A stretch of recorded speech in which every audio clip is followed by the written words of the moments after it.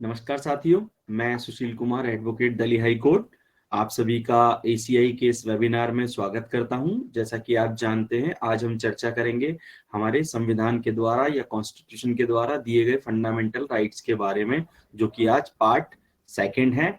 कल हमने इसके ओवरव्यू के बारे में चर्चा की थी। तो आज हम स्टार्ट करते हैं। बेसिकली 7 तरह के जो फंडामेंटल राइट्स हैं वो हमारे कॉन्स्टिट्यूशन के द्वारा हमें दिए गए हैं। पहला, राइट टू इक्वलिटी, इसको आर्टिकल 14 से 18 के अंदर लिखा गया है, डिस्क्राइब किया गया है। राइट टू फ्रीडम, आर्टिकल 19 से लेके 22 तक इसके बारे में बताया गया है हमारे संविधान में। राइट अगेंस्ट एक्सप्लॉयटेशन, तो आर्टिकल 23, 24 के अंदर इसके बारे में बताया गया है। Right to freedom of religion, इसके बारे में आर्टिकल 25 से 28 तक। और कल्चरल एंड एजुकेशनल राइट के बारे में, एजुकेशनल राइट है उनके बारे में आर्टिकल 29 से 30 तक बताया गया है। राइट टू प्रॉपर्टी, जो कि हमारे आर्टिकल के अंदर पार्ट था, लेकिन 44 अमेंडमेंट के द्वारा इसको हटा दिया गया है, तो इसके बारे में हम चर्चा नहीं करेंगे, जो कि आर्टिकल 31 में आया करता था। और right to constitutional remedies, constitutional remedies का अर्थ हम आपको बताएंगे, इसके ऊपर हम चर्चा करेंगे। तो राइट टू इक्वलिटी के बारे में, अर्थात ये कहा गया है राइट टू इक्वलिटी के बारे में कि जो स्टेट, जो हमारा हम देखते हैं कि फंडामेंटल राइट्स जो है हमारे कॉन्स्टिट्यूशन के पार्ट 3 के अंदर डिस्क्राइब है, तो पार्ट 3 के अंदर जो स्टेट की डेफिनेशन क्या होगी उसको बताया गया है। उसके बाद इक्वलिटी का मतलब प्रत्येक व्यक्ति जो कि हमारे हिंदुस्तान का नागरिक है वह समान है कानून के समक्ष, संविधान के समक्ष, कानून के समक्ष वह प्रत्येक व्यक्ति समान है। जैसे कि हम देखते हैं, ऐसा नहीं है कि किसी एक व्यक्ति को, सपोज करो कि किसी एक व्यक्ति को एक जुर्म के लिए, गरीब है तो उसको 10 साल की सजा दे दी जाएगी, और यदि वह अमीर है तो उसको 1 साल की सजा दे दी जाएगी। ऐसा नहीं है। ऐसा भी नहीं है कि किसी व्यक्ति के ऊपर, एक अमीर है तो उसके ऊपर फाइन अगर लगाया जाए तो 10 लाख का लगाया जाएगा, गरीब आदमी तो उसके ऊपर फाइन 1,000 रुपए करके उसको छोड़ दिया जाएगा। नहीं, ऐसा नहीं है। तो प्रत्येक व्यक्ति कानून के समक्ष समान है, ये हमारे राइट टू इक्वलिटी बताती है। इसके बाद राइट टू फ्रीडम, हमारी राइट टू फ्रीडम जो कि एक्सप्लेन है 19 to 22 में, इसका अर्थात, तो इसका कहना है, इसके पीछे जो पार्लियामेंट का उद्देश्य रहा है वो ये रहा है कि प्रत्येक व्यक्ति स्वतंत्र है कानून की नजरों में, कानून के समक्ष। स्वतंत्रता का अधिकार, जैसे अगर हम देखते हैं कि कोई भी व्यक्ति इस चीज से स्वतंत्र है कि वो अपने धर्म का प्रचार कर सकता है, कोई भी नागरिक इस चीज से प्रसन्न, वो स्वतंत्र है कि वो अपने धर्म का प्रचार कर सकता है, किसी धर्म को अपना सकता है, उस धर्म का ज्ञान अर्जित कर सकता है, उस धर्म का ज्ञान किसी को दे सकता है, और उसकी बुक्स पढ़ सकता है। तो ऐसी कोई रिस्ट्रिक्शंस हमारे संविधान के द्वारा नहीं लगाई गई हैं। इसके बाद हम देखते हैं राइट अगेंस्ट द एक्सप्लॉयटेशन। तो एक्सप्लॉयटेशन को अगर हम देखते हैं तो आर्टिकल 23 से लेके या आर्टिकल 24 के अंदर इसको डिस्क्राइब किया गया है। और हमारा आर्टिकल 23 to 24 ये कहता है, जैसे कोई व्यक्ति है तो उसको फोर्स नहीं किया जाएगा। जैसे 14 साल से नीचे के जो बच्चे होते हैं उनसे चाइल्ड लेबर नहीं कराई जाएगी, तो ये एक्सप्लॉयटेशन के अगेंस्ट है। और जैसे किसी भी व्यक्ति को बिना पैसों के काम करवाया जाता है तो उससे वो काम नहीं करवाया जा सकता, जैसे बंधुआ मजदूरी हो गई या चाइल्ड लेबर हो गई। तो इस चीज को यहाँ पर एक्सप्लेन किया गया है। ये हमारी फंडामेंटल राइट है कि किसी भी तय मजदूरी से नीचे किसी भी व्यक्ति से काम नहीं कराया जाएगा, और वह बच्चा नहीं होना चाहिए। किसी भी फैक्ट्री के अंदर, किसी संस्था के अंदर किसी बच्चे से कार्य नहीं कराया जा सकता है। या फिर बच्चे हैं तो उनसे किसी हजार्डस प्लेस, जैसे कि कोई ऐसी फैक्ट्री है जिसके अंदर कार्बन बनता है, या फिर जो उसके शरीर के लिए बहुत ज्यादा हानिकारक हो सकती है, उसके बारे में लिखा गया है कि वहां पर उससे काम नहीं कराया जा सकता है। ये उसका फंडामेंटल राइट है। फिर हमारा आता है चौथे नंबर पे right to freedom of religion. तो जब हम देखते हैं right to freedom of religion 29 से आर्टिकल 30 के बीच में यह मेंशन है। तो जैसे अब रिलीजन के बारे में अगर हम बात करते हैं तो कि कोई भी व्यक्ति किसी भी धर्म का, जैसे मैंने अभी बताया, कि प्रचार कर सकता है। उसको रिस्ट्रिक्शंस नहीं है कि वो इस धर्म को नहीं मानेगा, इस धर्म को ही मानेगा। तो हमारे संविधान ने यह प्रावधान किया है। और किसी भी धर्म की बुक्स वो पढ़ सकता है उसका, जैसे कि मैंने आपको बताया। माइनॉरिटीज, जैसे हमारे जो माइनॉरिटीज इंस्टीट्यूट्स खोल सकता है, माइनॉरिटी स्कूल्स खोल सकता है। ये कोई भी व्यक्ति या कोई भी संस्था ऐसा कर सकती है।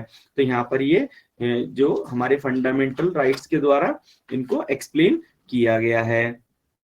अब आते हैं हमारे कल्चरल एंड एजुकेशनल राइट्स। तो जैसा कि हम देखते हैं कि कल्चरल एंड एजुकेशन जो राइट है वो आर्टिकल 29 to 30 के अंदर एक्सप्लेन है। तो हमारे जो कल्चर, उनको वहां पर एक्सप्लेन किया गया है। उसके बाद जब हम देखते हैं कि राइट टू प्रॉपर्टी, जो कि हमने बताया कि आर्टिकल 44 के अंदर राइट टू प्रॉपर्टी के एक्ट को, राइट टू प्रॉपर्टी के फंडामेंटल राइट को हटा दिया गया है। और जो कि हमारे 44th अमेंडमेंट के द्वारा, पार्लियामेंट के द्वारा किया गया। राइट टू कॉन्स्टिट्यूशनल रेमेडीज, यदि किसी व्यक्ति का या किसी नागरिक का कोई फंडामेंटल राइट का वॉयलेशन होता है तो वो क्या करे। अभी तक तो हमने ये चर्चा की कि उसके राइट्स हैं क्या, उनके बारे में क्या बताया गया है पार्लियामेंट के द्वारा। तो अब हम यहाँ पर ये देखेंगे कि किसी भी व्यक्ति को यदि उसके फंडामेंटल राइट्स का वॉयलेशन होता है तो वह, इसके बारे में आर्टिकल 32 to 35 के अंदर दिया गया है। तो डायरेक्ट सुप्रीम कोर्ट के अंदर रिट के द्वारा हम सुप्रीम कोर्ट में अप्रोच कर सकते हैं, या फिर वह व्यक्ति कर सकता है जिस व्यक्ति के फंडामेंटल राइट्स, मौलिक अधिकारों का हनन हुआ है। यह प्रावधान हमारे संविधान के द्वारा दिया गया है कि आर्टिकल 32 में हम रिट्स के द्वारा, जो कि हमारे कॉन्स्टिट्यूशन के अंदर 5 रिट्स हैं, उनके बारे में बताया गया है। तो वो उन रिट्सों के आधार पर जैसा जरूरी हो और जो एप्लीकेबल हो, उसके द्वारा हम सुप्रीम कोर्ट के साथ गुहार लगा सकते हैं और सुप्रीम कोर्ट उस पर एक्शन लेगा और एक एप्रोप्रिएट ऑर्डर पास करेगा। उसके बाद हमारा आर्टिकल 35 बताता है कि यदि किसी देश, हमारे देश को जो पार्लियामेंट है वो यह बताती है कि यदि किसी फंडामेंटल राइट्स के लिए कोई लॉ बनाना है या कुछ चेंजेस करने हैं या फिर कोई ऐसी जरूरत है जो कि पार्लियामेंट को करनी है फंडामेंटल राइट्स के अंदर, तो वह आर्टिकल 35 के अंदर उनको राइट्स प्रोवाइड कराए गए हैं कि, और लेकिन इसके अंदर स्पेसिफिकली यह भी मेंशन है कि फंडामेंटल राइट्स के लिए जो कानून या लॉ बनाने का जो अधिकार है वो सिर्फ हमारे सेंटर गवर्नमेंट के पास है, स्टेट गवर्नमेंट के पास इसके रिगार्डिंग कोई भी पावर नहीं है। तो इससे यह भी एक्सप्लेन होता है कि कोई भी सरकार जो कि स्टेट लेवल की है वह कोई कानून नहीं बना सकती है। हमारे फंडामेंटल राइट्स को लेके सिर्फ सेंटर गवर्नमेंट ही इसके ऊपर कानून बना सकती है। तो साथियों, अभी इसके साथ में आप सभी को यह सूचित करना चाहूंगा कि आज का जो फंडामेंटल राइट्स के ऊपर हमारा चैप्टर है वो समाप्त हो चुका है। और अब जो हमारा टाइम शुरू होता है वो होता है हमारे प्रश्न और उत्तर का। मतलब आप हमसे कोई प्रश्न कर सकते हैं, यदि आपका कोई लीगल क्वेश्चन है तो हम उसके ऊपर यहाँ पर चर्चा कर सकते हैं।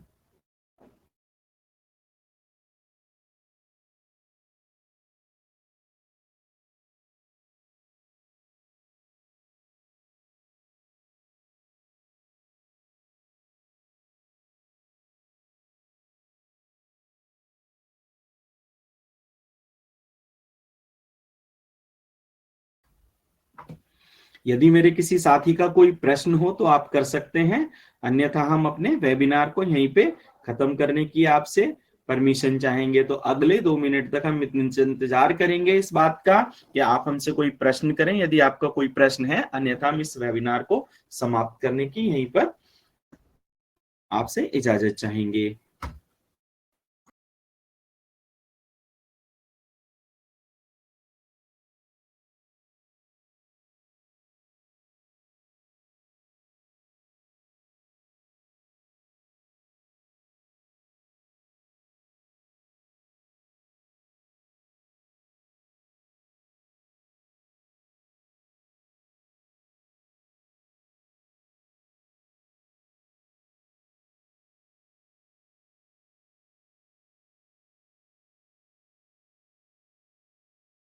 चलिए साथियों, जैसा कि हमने देखा कि हमारे किसी साथी का कोई प्रश्न नहीं है, तो मैं आप सभी से धन्यवाद के साथ आज अपने इस वेबिनार को यहीं पर समाप्त करने की आज्ञा चाहूंगा। नमस्कार, गुड नाइट। कल हम इसी समय दोबारा मिलेंगे एक और टॉपिक के साथ, जिसके बारे में आपको ग्रुप में पहले ही इन्फॉर्म कर दिया जाएगा। धन्यवाद।